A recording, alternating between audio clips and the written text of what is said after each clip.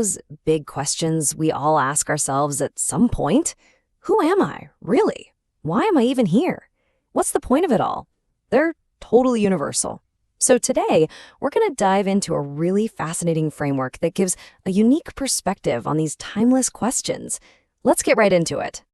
It always kicks off with this one, doesn't it? The most fundamental question of all. Just for a second, let's strip away all the labels. Your name, what you do for a living, your relationships. Underneath all of that, at your very core, who are you?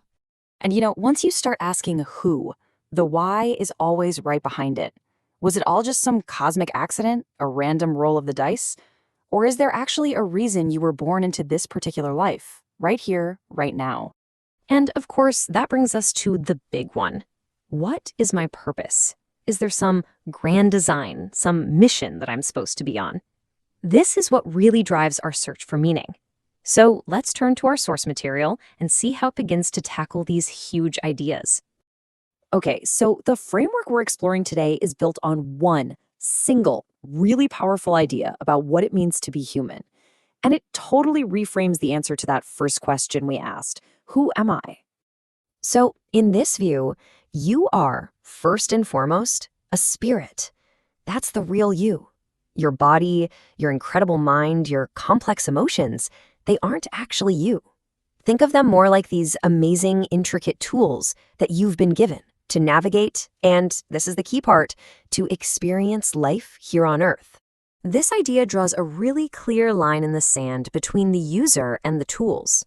On one side, you've got the spirit. That's the real you, the one who's supposed to be in charge. And on the other side, you have the instruments, the body with all its instincts, the mind with its intellect, and the psyche with its feelings. The whole point is that the spirit is meant to be the master of these tools, not the other way around. And this brings us to a really crucial point, responsibility. The source is super clear on this. A spirit can't just blame its tools for its actions. So saying things like, I couldn't help it, it's just my instinct, or my emotions got the best of me, well, that's seen as a sign of spiritual immaturity. Every single thing you do is a direct reflection of how mature your spirit is. So once you accept this idea of being a spirit that has tools, it fundamentally changes the answer to our next question. Why am I here? The entire focus shifts away from getting to some final destination and puts it squarely on the journey itself. This quote really is the heart of the whole concept. The purpose of life isn't about reaching some finish line, not getting into heaven, not achieving enlightenment, not hitting some career goal. The purpose is the journey, the very process of living, of experiencing. That's the whole point. This idea really broadens what we think of as spiritual. First, it's the experiencing that gives the journey its meaning. And second, that means everything a person does is a spiritual activity. Not just meditating or praying, but working, having a conversation, learning something new. It's all part of the spirit's journey. And the source makes a really important distinction here. This has nothing to do with religion or what we typically call spirituality. Okay, so if life is a journey of experience, how do we find our direction? How do we know if we're even on the right path? Well, the source proposes a very specific way to discover our purpose. It's laid out as a three-step process. First, you have to recognize your true role in creation, that you're a spirit on a journey. Second, you align yourself with what the source calls spiritual laws.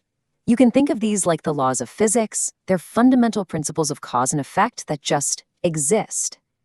And third, once you're aligned with these laws, you stop searching for your purpose. You actually start experiencing it naturally.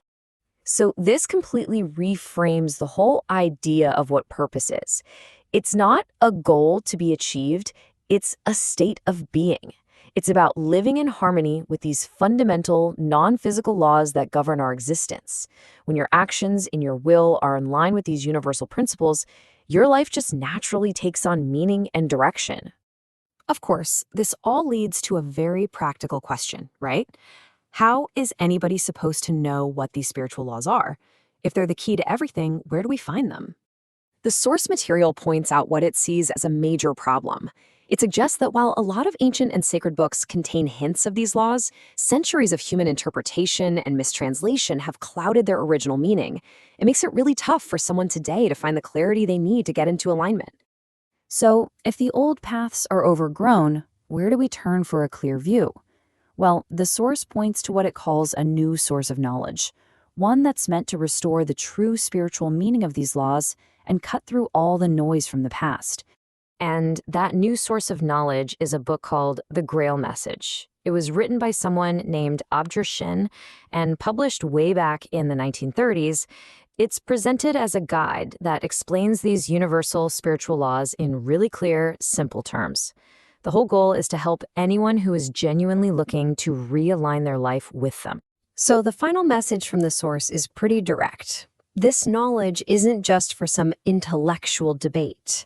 It's positioned as a vital tool for your own personal journey through life, something essential if you actually want to take charge and embrace your spiritual growth. And that leaves us with one last powerful question to think about. No matter what framework you follow, if your life really is a journey, what map are you using?